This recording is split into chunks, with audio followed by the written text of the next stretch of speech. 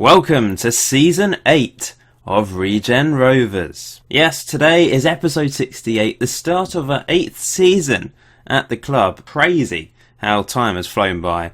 We're still in League 2. Overall, we did exceptionally well, finishing 4th in our first season in League 2. We're just very unlucky. Bit of mismanagement on my behalf. The players getting injured.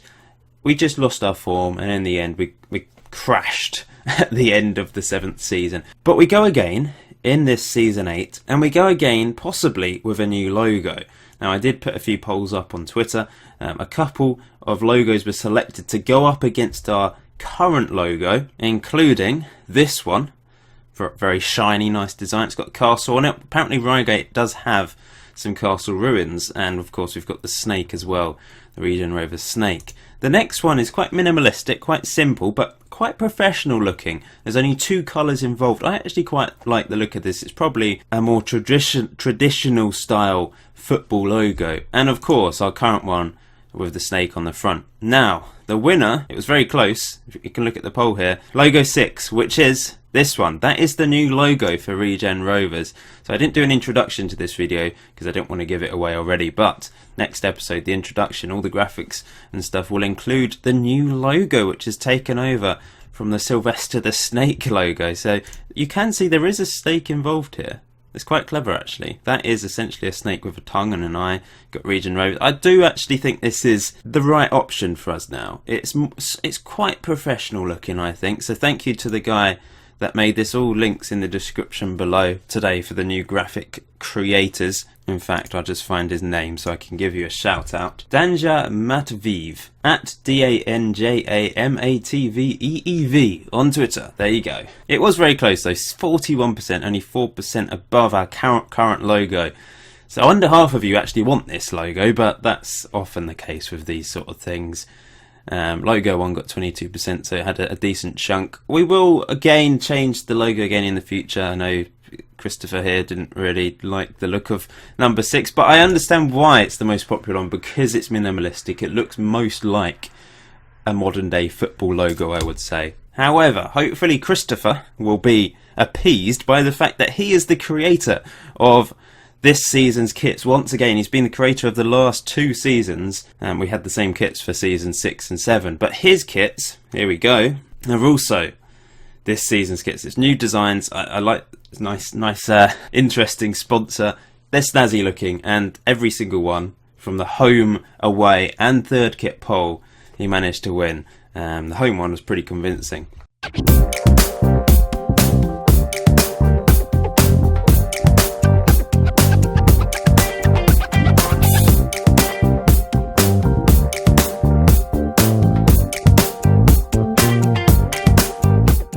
So today is the start of a new season, of course. We're going to be taking on Oxford United in the league, and I will also play the EFL Cup game against Ipswich Town, who we actually faced last season in the first round. So hoping to get revenge. We lost 3-1 last year. We lost both games in the first episode of last season. Hopefully we can turn that around after a pretty impressive pre-season, you can see. I'll go through things in a bit more detail once I've introduced our squad, some new players, some new faces, and I think it's important to every season introduce a few players, let a couple players go to keep this series fresh. I want it to be fresh. I want it to progress nicely, and I would just like to thank you guys. Over 250 of you basically like every single video, which is brilliant, and I really do appreciate it. I'm loving this series. I'm loving the fact that you guys are loving this series, and we're already up to episode 68, and it's only mid to late January, so obviously that is amazing. Some Football Manager YouTubers have only just started their main series. Not to say that's bad or anything, I'm just saying that we've somehow already got to episode 68, and there's still plenty of growth, still plenty of story, narrative left in this series, because we're only in League 2, remember. We've got League 1, Championship, Premier League, then possibly trying to qualify for the Champions League, try and win the league, try and win tournaments and competitions. That is all to come, hopefully, if we can progress the club nicely. Now, you'll see some new names in here. A few of my faces in the way of some of them, but I'll just take that away so you can have a quick look. But we'll go through the transfers now. So quite a bit of transfer activity. The main thing, I did post a few things on Twitter, but not everything, but the main guy leaving is the new guy from last year, Mohamed Garba, who probably had the best future at the club, has gone to Brentford. I didn't have to sell him. He wasn't saying he wanted to go, but Brentford came in with this bid of about 200k with a few bonuses to take it up to about 250. I managed to persuade them to pay 450k up front with a very nice transfer clause. Let's see, where is it? Don't know if we can see it anywhere. But essentially, if they sell him, I will get 50% of the money. And I mean, he's played for Brentford, who I assume are in the Championship. Yep.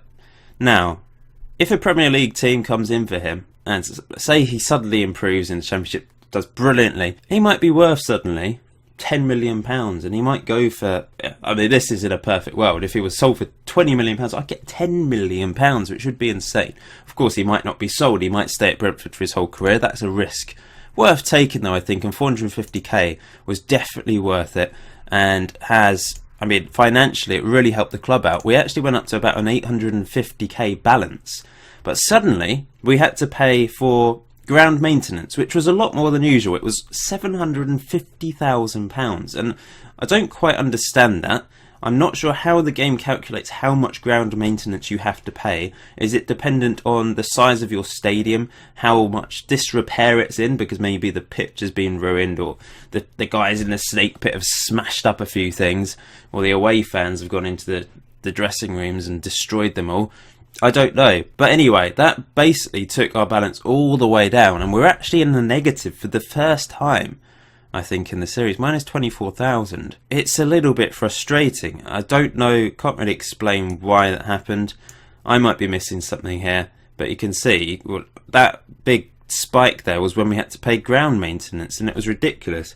However, all the money from the Garber deal did actually go into the transfer budget, so if I don't spend this money, it should help the balance of the club, I guess. It does actually say 30% of transfer revenue is made available, but they actually made £450,000 available to me, so they basically gave me all the money. I've not spent a huge amount. We're still half of the wage budget, but I think it's important not to overspend at this stage. We have to spend enough to challenge to go up, but we also don't want to spend too much and ruin the club, which is why I haven't really spent a huge amount of money. I've spent a bit, but I've actually spent under 20k so far, but there's still the potential to bring more players in. Now, I did actually let Chris Scott go. Some of you might be a little bit disappointed in that, but I've got so many strikers. He didn't have the best of season last year. He did well for the under-23s, but I decided he's 23. We've got a few players that are that age, and I don't think he's going to progress to be a League 2 standard striker in the future. So I decided to let him go, as did I with Darren Miller. He was a free kick merchant for us for a couple seasons. Dropped to the under-23s, did okay, but there's no point wasting money on players for the sake of it. Coming into the team then, our first signing was a right back, Stephen Dean, to challenge Tim Green at right back. Now, I have actually changed the tactic. We've gone for a different formation. We've got the old ones available. Two of the old ones available, but I've changed. It's not 4-4-2 like I said in the review. I've actually gone for a standard 4-3-3. I might as well show it to you now. This is it. I'm still playing wing backs, but they're in the full back position. So, but we've got 3 in midfield, just 2 at the back. So it's a solid 4 at the back essentially, with wing backs. They're not on attack, so they should hold back. The same strike partnership, threesome, poacher, target man, advanced forward. That could be fluid. It could change dependent on who's playing. And we've got a standard central midfield on attack, ball in a midfielder on defend, and a deep line playmaker. I think that balances the midfield quite nicely. This guy should get forwards. Deep line playmaker should hold it together and spray some passes, and the ball in a midfielder has kind of replaced the middle centre back and will just be trying to enforce and win the ball back. That's the theory. We've not got many instructions. I'm keeping it simple. A lot of people think I should keep it simple. It's lower league, although we have done quite well with complicated tactics, to be fair. Still got look for overlap. We're going mixed passing. It's quite basic really at the moment. It's currently on counter, but I have been using attacking. I've mainly been using attacking, so we probably will go attacking, but against Ipswich we'll go counter. We've still got the forever young usual wingback tactic, and they're talking about regeneration, similar tactic with the advanced playmaker in there. But I think defensively we just became terrible at the end of last season, and I want to keep it simple with 4 at the back. We haven't played 4 at the back for a long time. It's worked pretty well in pre-season. Okay, I'm blabbering, but let's get on to the next signing, which is Alibaba. I love this name, it's brilliant. It obviously sounds like Alibaba, the 40 Thieves character thing. Arabic sort of character. Alibaba is brilliant. Anyway, he's an attacking midfielder really, so he doesn't quite fit into our new tactic, but he can play central midfield. He's young, he's 19, he can develop into a very good player for us, but he will get some game time. He's quite aggressive, which isn't great. We signed him on a free from Norwich City, who let him go, but he's good at free kicks, he's good at passing, okay vision, good teamwork, which fits into our team nicely, decent flair, physically okay apart from strength really. So I think he can turn into a decent player, probably play some under 23 football this year. Moving on then, Sean Black is next, another Scot in the team. Jordan Glover is our only other Scottish player, but he's probably not going to develop. He's in the under 23, still has potential, can't really see him turning into anything special for us, but Sean Black I think can. He's only 19 years old, he's 20 at the end of the year, nice moustache, a little bit creepy looking to be honest.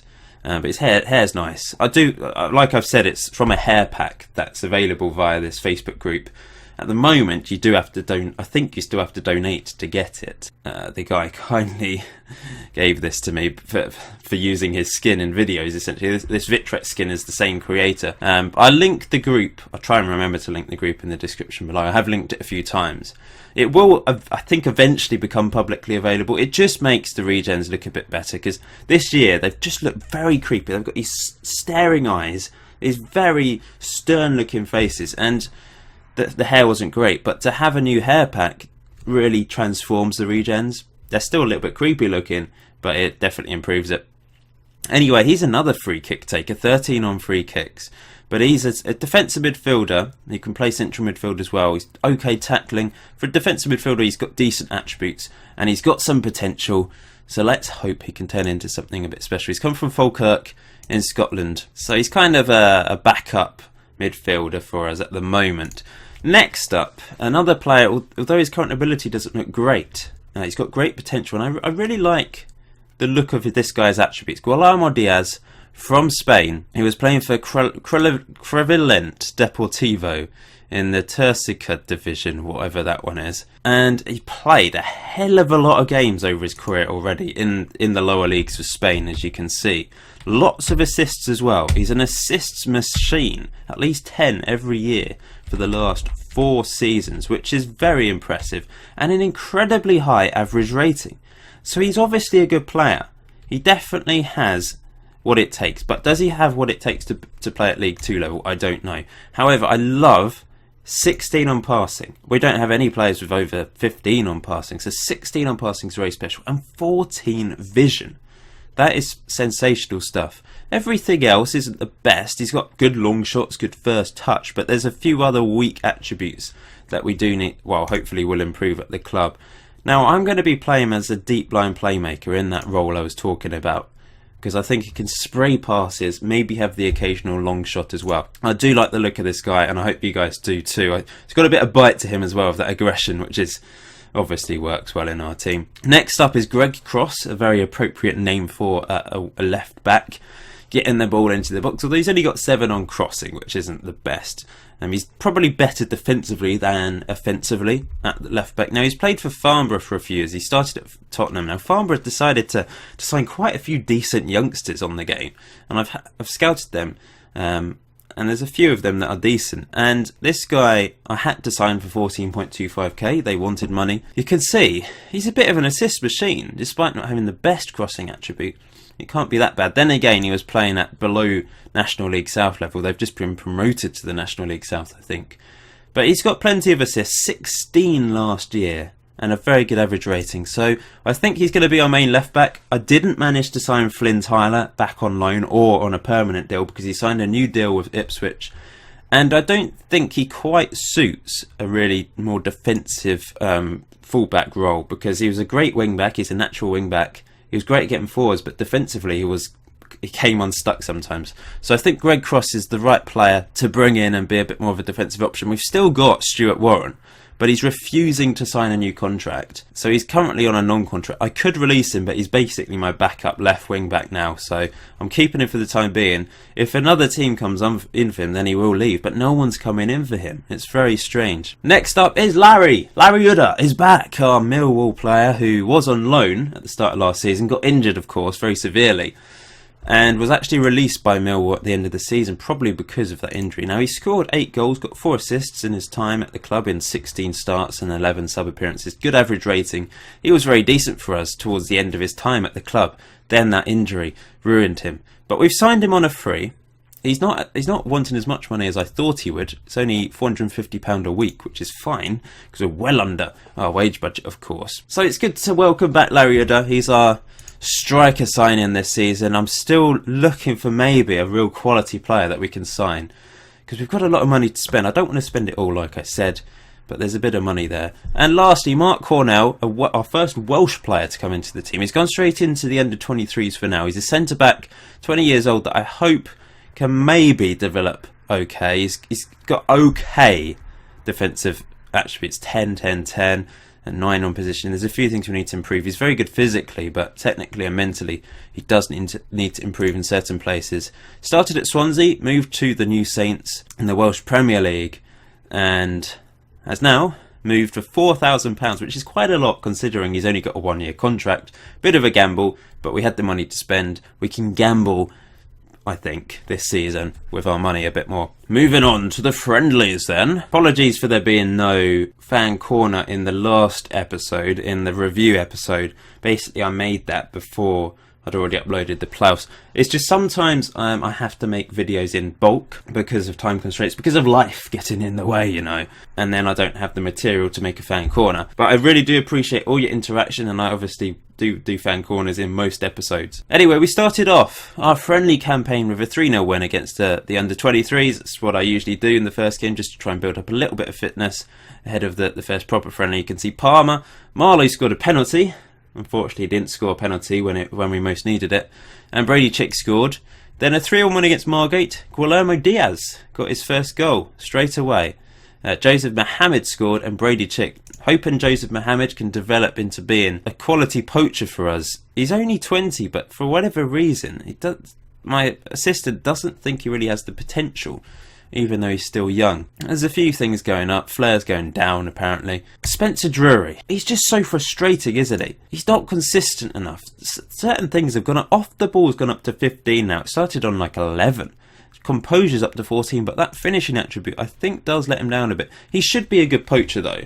Composure-wise, when he's one-on-one, he misses, and that's the composure. That should be helping him out, that 14. It's very strange. He just needs to build up some consistency, and then he can be a good striker for us. But I know he frustrates you, he frustrates me. If he's not up to it, we'll have to play someone else or sign someone else. He did score in a 4-1 win against Basingstoke. Craig Palmer got 2 goals. He probably is our best striker now. End of last season, he was brilliant. Well, him and Lee Orford, of course.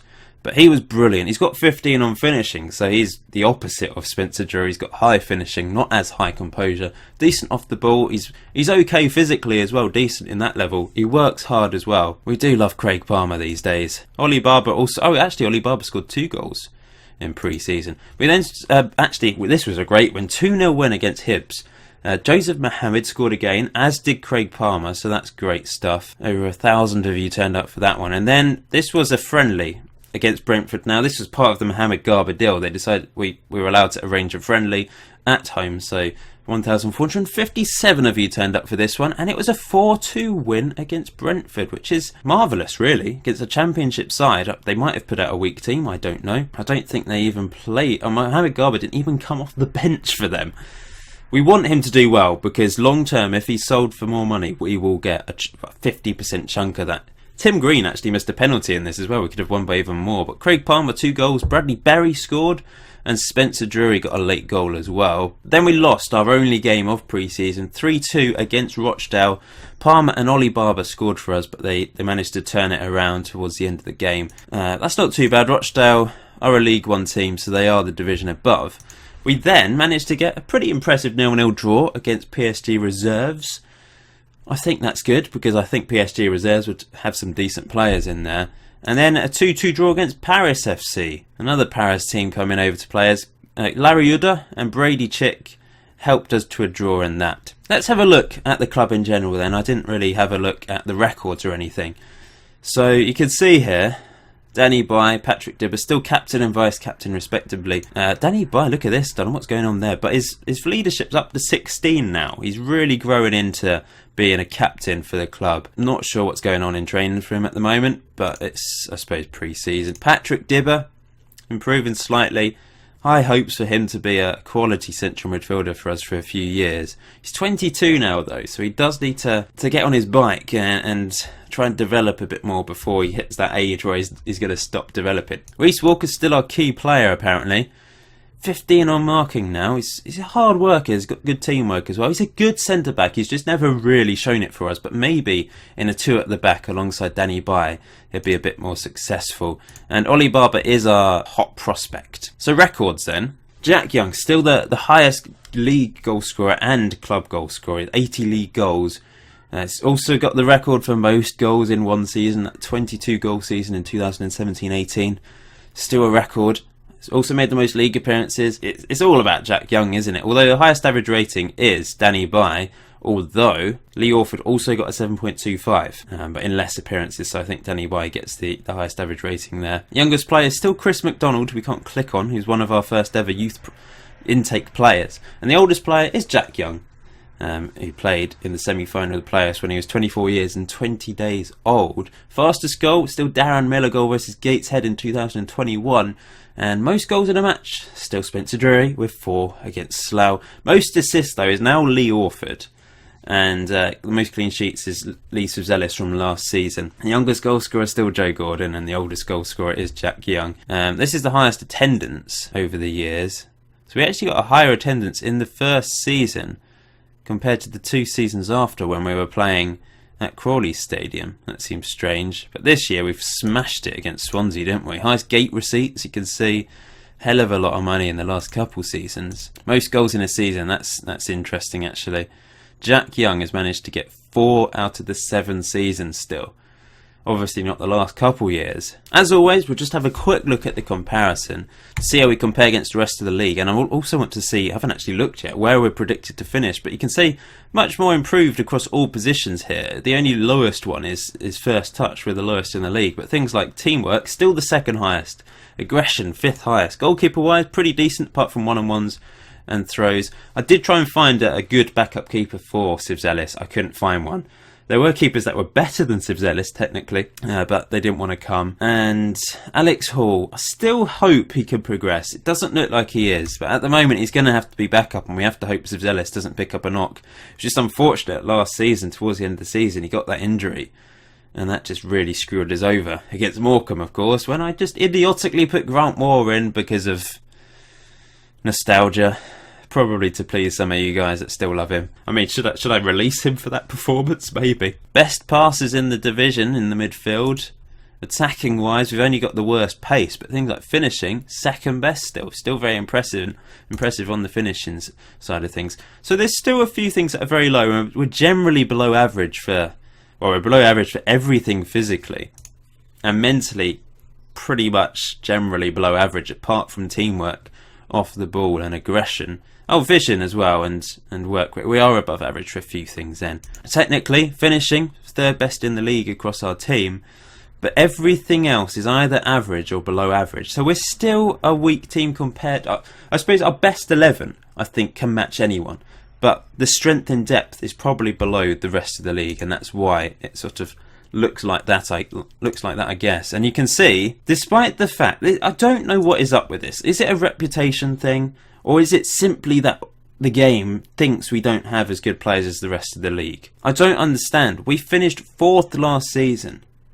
We almost got promoted, and we are favourites to get relegated. 650 to 1 to win the league. How does this work?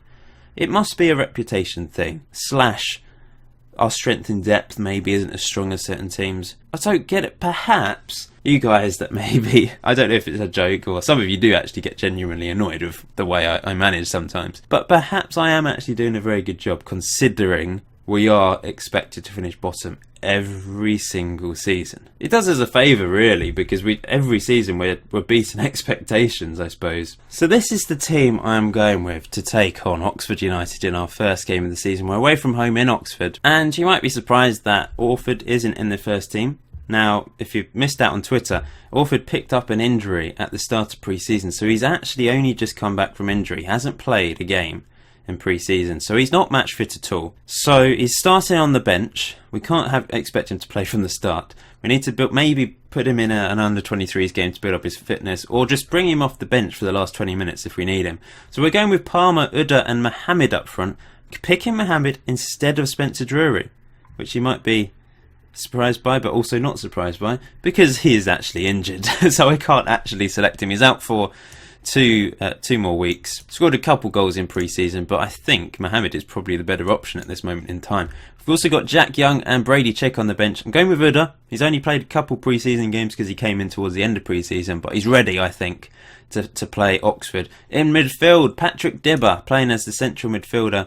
On attack, which isn't really suited to him. It's more suited to Christian Marlowe, but I know some of you aren't really fans of him now after his penalty miss that let us down and prevented us from getting promoted. Paddy Murray is going to be the main central guy. He's going to be the solid aspect to the midfield. We do need to improve his tackling to be a ball-winning midfield. He's only got 9 on that. But he's a very solid midfield. He's probably our best midfielder at the club now.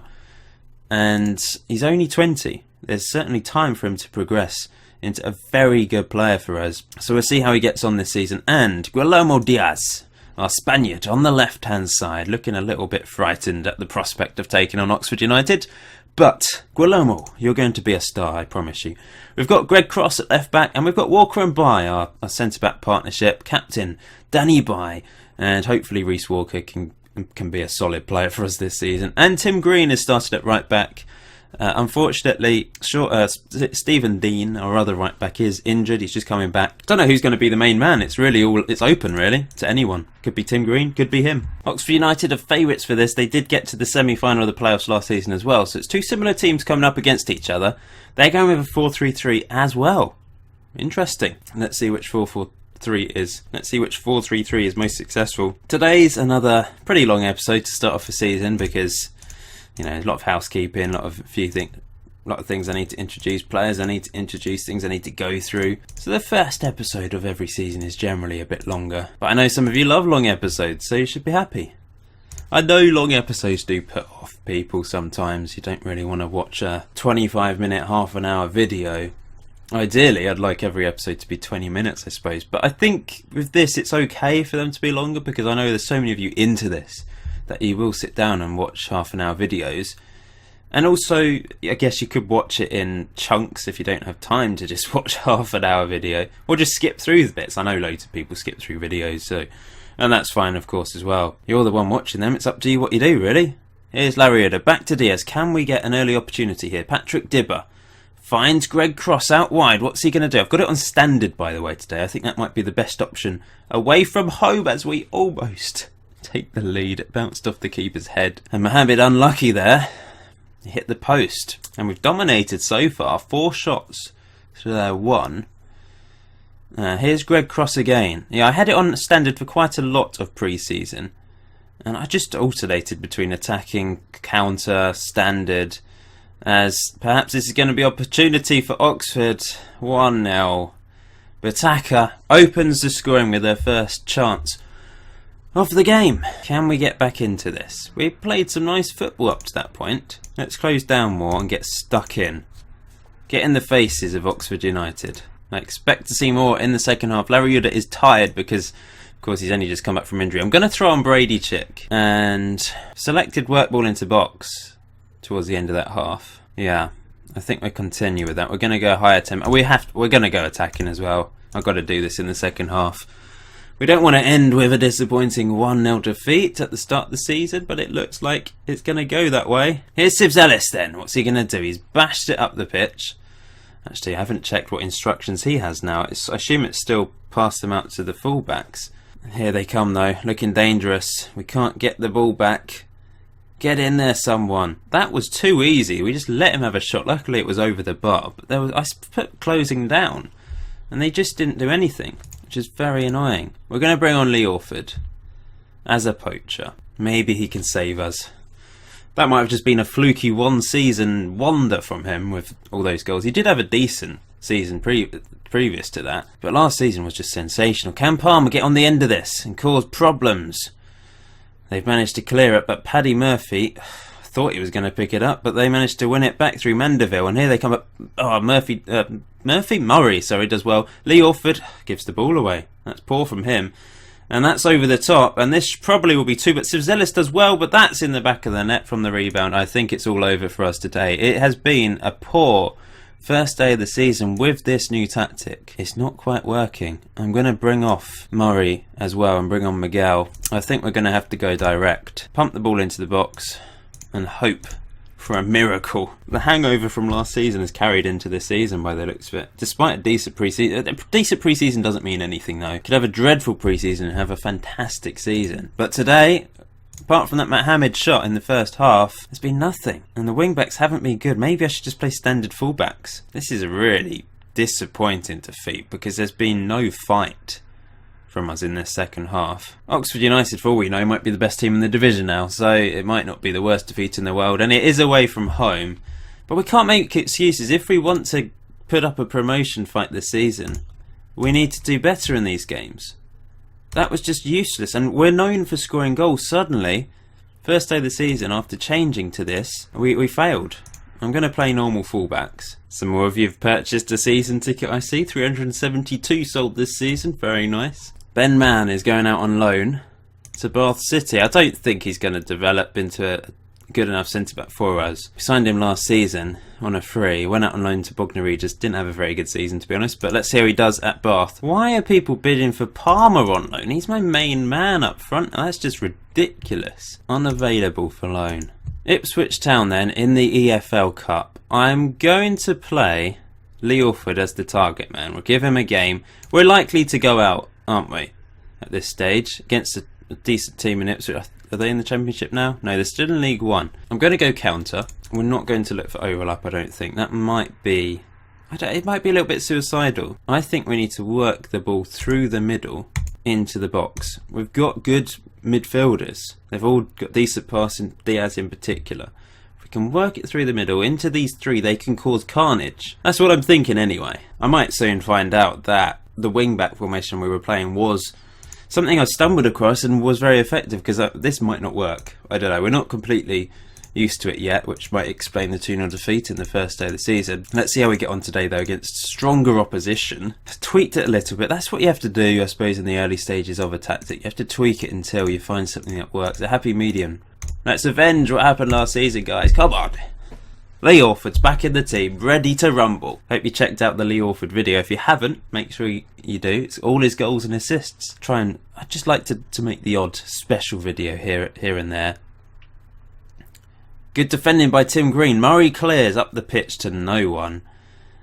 And they're back in on the attack straight away. Can we get a tackle in? It's crossed in. Near post. First home game of the season then. Hopefully there's a big crowd for this EFL Cup. I suspect it's not completely full, as Ipswich come forward to get... It's an own goal from Reece Walker. We like to score an own goal. I think there's more own goals than FM17. What do you guys think? Let me know. Also, let me know, who do you think's going to be the best player this season out of the new players that have signed? Do you like the look of anyone? Free kick to Ipswich. It's off the crossbar, and Sivzelis catches it. And I think we're going to have to attack in the second half if we want to get anything out of this game. Gain confidence. Okay, we're going to go attacking. We're going to continue to try and work it through the middle. We're going to get stuck in the second half. I want to get my first goal of the season. What's going on here? We're good at scoring goals. That's the one thing we are known for. Battering the ball into the back of the net. We've had 0 shots today. I know it's against League One team, but... still a little bit disappointing today. It's just fallen flat suddenly. But maybe, I thought there might be a mistake at the back there. Danny Bye does well, but there's no one picking up the pieces. And here they come. Can Murray get a tackle in? Paddy Murray, our enforcer. Oh no, bad defending from Walker. But Sivzelis catches that quite easily. They've only had 5 shots. We've been much better defensively today. And here's Orford playing it through to Mohamed. We know what Orford can do with the ball.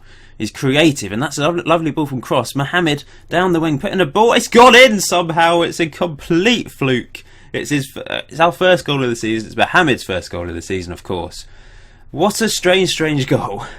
Greg Cross with the assist, I guess, technically. He's just put the ball in. Look at that. It's like a Rabona, in fact.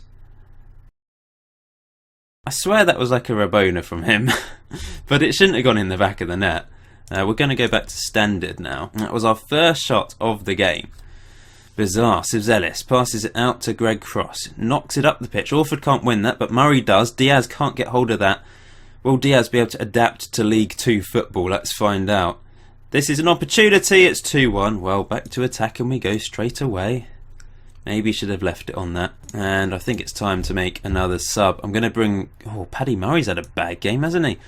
Kevin Miguel's going to come on. Diaz is tired. I'm going to bring on Christian Marlowe. And I'm actually going to play him there. And Dibber will play as a box-to-box midfielder on the left-hand side. And we're going to bring Craig Palmer off. He's not had a good game. We're going to bring on Jack Young for his first game of the season. And we're going to go a bit more direct. In fact, we're going to go very direct. Very direct. Pump it into the box. High tempo. Let's just get that urgency about blah blah blah. Let's spit that out again. Let's try and get the urgency back that we're known for. Nothing is happening. Push forwards. We've had 1 shot, and it was a complete fluke. Let's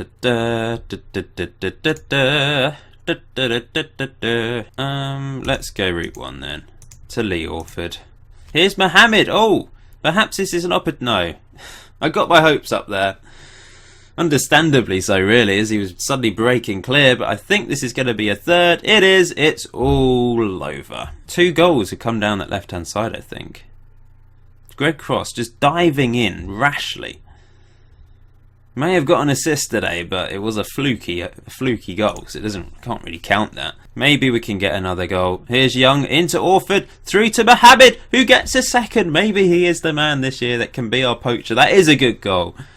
And it's 3-2. 2 shots from him, 2 shots from us in the entire game, and we've scored both of them. So I guess still we are good at scoring goals. Just a bit unlucky that we've conceded 3, and 1 was an own goal. That really is unlucky. I've gone overload for the last few minutes. Let's see if we can push forward and get an equaliser. It's not going to happen though. But we've done ourselves proud actually, I think. 3-2 loss, not too bad at all. It's better than the Oxford game. I'm much happier with this performance than the Oxford game.